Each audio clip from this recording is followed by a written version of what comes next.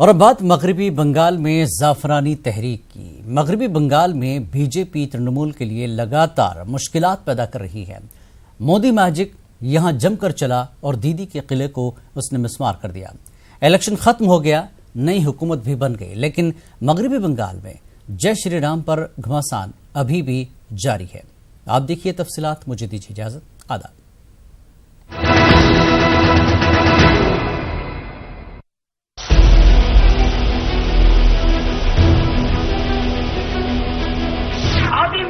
মানবিকতার আমি যদি কেউ হই, স্বজন হারানো সকালের বুকে পিতা আমি তুলবই, এটা মাথায় রাখবেন।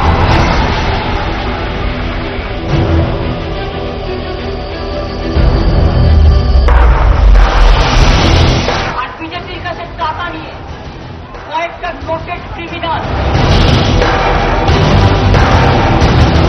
बंगाल में परिवर्तन के संकल्प के साथ बोलिए भारत माता की।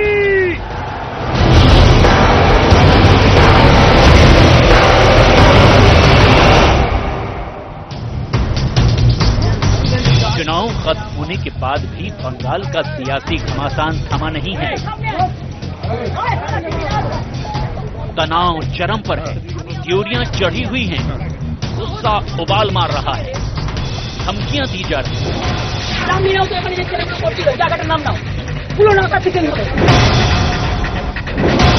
जेल के बाद भी सीधी भिड़ंत हो रही है। लोकसभा चुनाव में शिकस्त के बाद ममता बनर्जी के तेवर और तल्ख हो गए हैं। दीदी के गुस्से का दीदार जमाना सरेआम कर रहा है।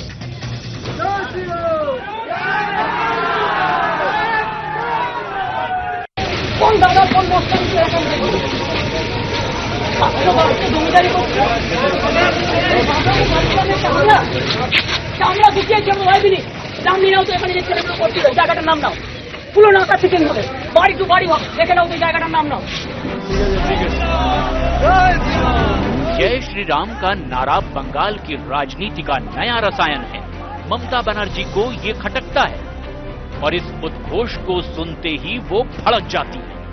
ममता बनर्जी ने 24 परगना में 10 लोगों को जय श्री राम का नारा लगाने पर जेल भिजवा दिया। इससे पहले मिदनापुर में भी वो ऐसा ही आदेश दे चुकी हैं। ठीक है जी, ठीक है। जय श्री राम।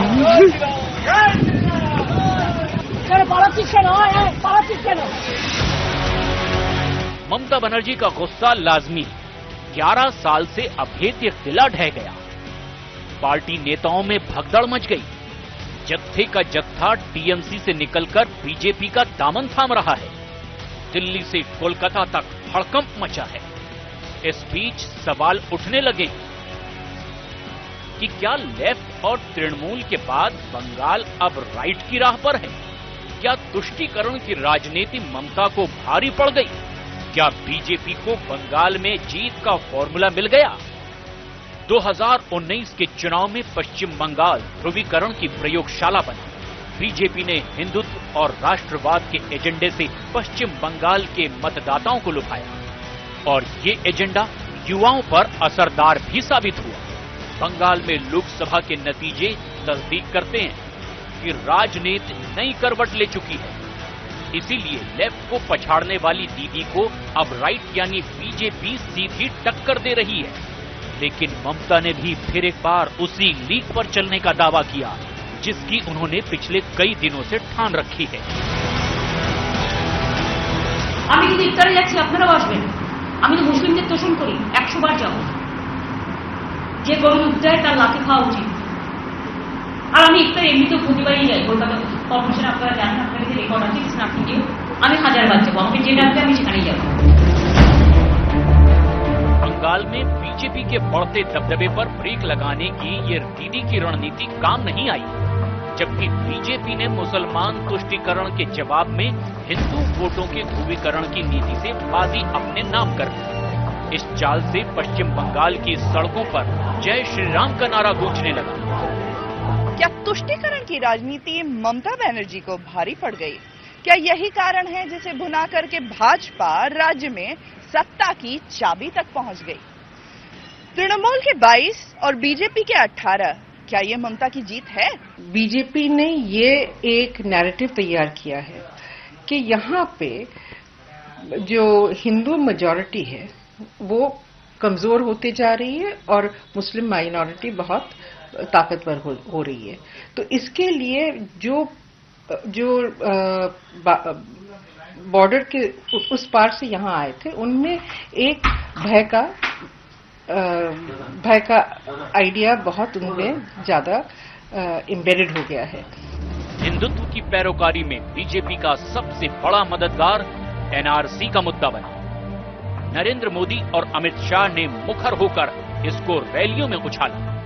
ये बांग्लादेशी घुसपैठिए देश की सुरक्षा पर खतरा है या नहीं है? जरा जोर से बोलिए, खतरा है या नहीं है?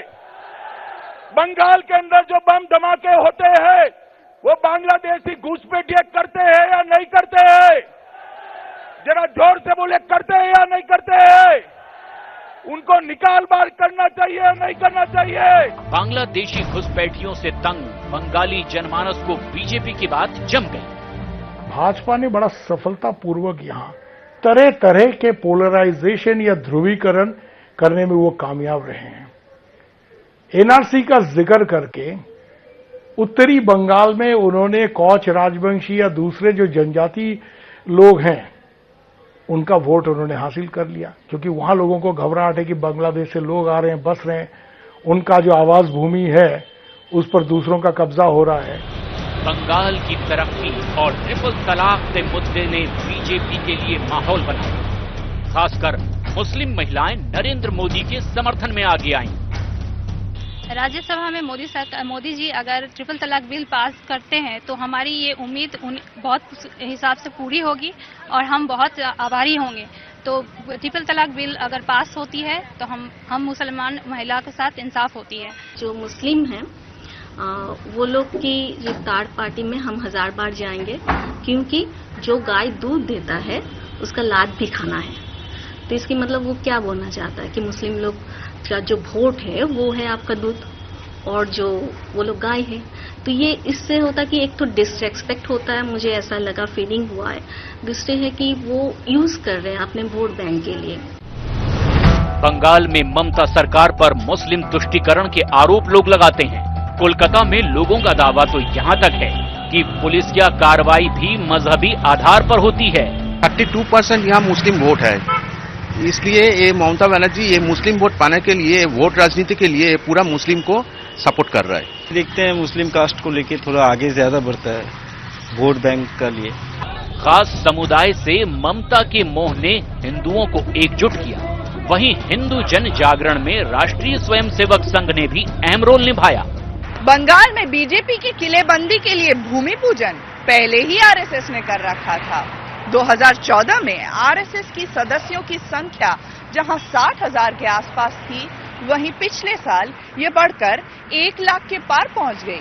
शायद यही कारण है कि ममता बनर्जी भी अपनी चुनावी सभाओं में लगातार आरएसएस का नाम लेती रही हैं। आरएसएस ने बंगाल में अपनी शाखाओं में अच्छी खासी बढ़ोतरी की। 2014 तक बंगाल में आरएसएस की करीब 700 शाखाएं लगती थी, जो अब बढ़कर के 2500 से 2600 तक पहुंच गई हैं। हर रोज ऑनलाइन सदस्यता से 15 से 20 स्वयंसेवक आरएसएस से जुड़ रहे हैं। संघ के साथ बीएचपी, बजरंग दल और दुर्गा वाहिनी जैसे संगठनों ने भी ताकत बढ़ाई है। उत्तर पूर्व के राज्यों में बंगाल से सटे ओडिशा में भी घर वापसी अभियान जोर शोर से चलाए गए। सिर्फ ओडिशा में ही बीते साल 2000 से ज्यादा लोगों ने वापस हिंदू धर्म में लौटकर फिर से एक बार आस्था जताई। हालांकि बंगाल में घर वापसी अभियान को ज्यादा कामयाबी नहीं मिली, लेकिन प्रचार प्रसार में हिंदू संगठनों ने पूरी ताकत झोंकी।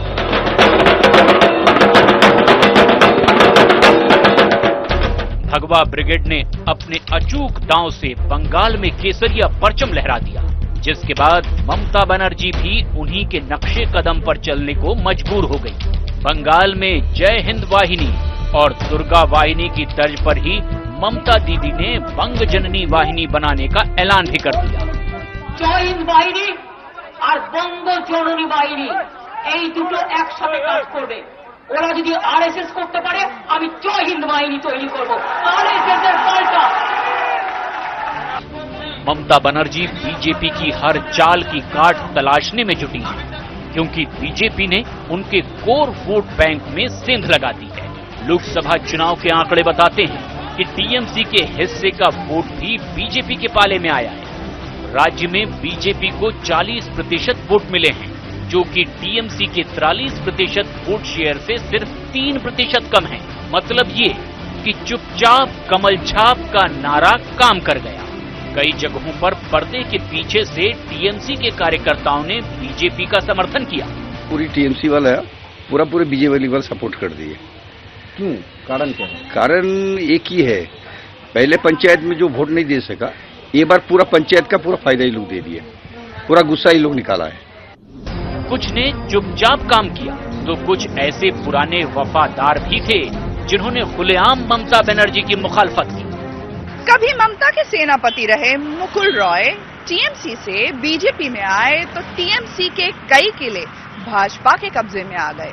चुनाव में बेहतरीन बढ़त दिलाने के बाद मुकुल रॉय लगातार टीएमसी के गढ़ में सेंध लगाते जा रहे हैं। जैसे बंगाल में 7 चरण में चुनाव हुए थे, हम भी इसी प्रकार अगले महीने 7 चरण में ज्वाइनिंग का कार्यक्रम करेंगे।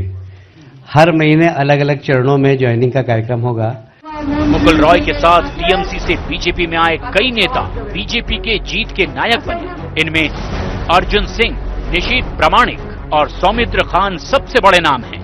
कभी ममता के भरोसे मंद रहे इन नेताओं ने उन्हें लोकसभा चुनाव में करारा झटका दिया और अब दावा ये है कि 2021 से पहले ही दीदी की गद्दी जाएगी। कितने नेता टीएमसी के अब भी आपके संपर्क में हैं? क्या कहा जा सकता है? सारे नेता आ रहे हैं, सरकार गिराने लायक बहुत है। तो कितने दिन लगेंगे सरकार गिराने में? बहुत ज्यादा समय नहीं लगेगा, 3 से 4 महीना बहुत है। तो विधानसभा चुनाव करवा देंगे? चुनाव की जरूरत अभी नहीं पड़ेगी, तब तक सरकार ही पलट जाएगी। अपने किले को ढहते देख ममता बनर्जी का गुस्सा आए दिन सड़कों पर फट पड़ता है। ऐसा 2 बार हो चुका है जब बीजेपी समर्थकों को जय श्री राम के नारे लगाते देख ममता चलती गाड़ी रोककर उतर गईं और नारे लगाने वालों पर बरस पड़ी।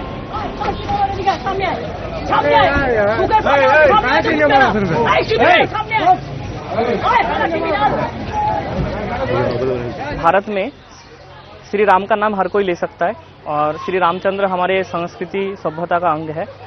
तो श्री राम का नारा आज से नहीं, बहुत दिन पहले से हो रहा है। अभी ममता बनर्जी को लग रहा है श्री राम के नाम से उनका कोई कुछ हानि हो सकता है, या फिर उनको लगता है कि राम से उनका कोई तकलीफ है, ये तो हमको नहीं पता। मगर श्री राम का नाम सब ले सकता है, मगर वो जो कर रही है इसमें आम आदमी उनको ठीक तरह से नहीं देख रहा है। आने वाला विधानसभा चुनाव ममता के लिए सबसे बड़ी चुनौती साबित होने वाला है। एक तरफ भाजपा ममता के किले के दीवारों को एक के बाद एक ढहाने में लगा है, तो वहीं अपने पुराने तेवर पर लौटी ममता लगातार राजनीतिक दांव चलने लगी हैं। पीएम मोदी ने चुनाव प्रचार के दौरान ममता के 40 विधायकों के भी संपर्क में होने का दावा किया था और इसके बाद से टीएमसी नेताओं और कार्यकर्ताओं की बीजेपी ज्वाइन करने की लाइन लगती चली गई। ममता बनर्जी की मुश्किलें सिर्फ इतनी ही नहीं हैं।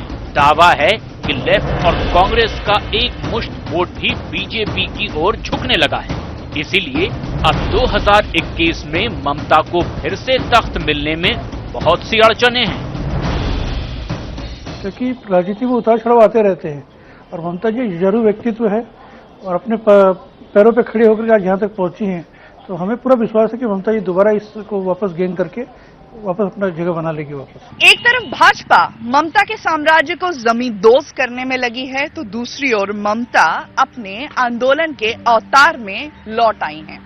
आने वाला समय बताएगा कि पश्चिम बंगाल में समय किसका आएगा और सत्ता सुख से वंचित कौन रह जाएगा। वीडियो जर्नलिस्ट सौरभ रक्षित के साथ आशिका सिंह, न्यूज 18 इंडिया, कोलकाता।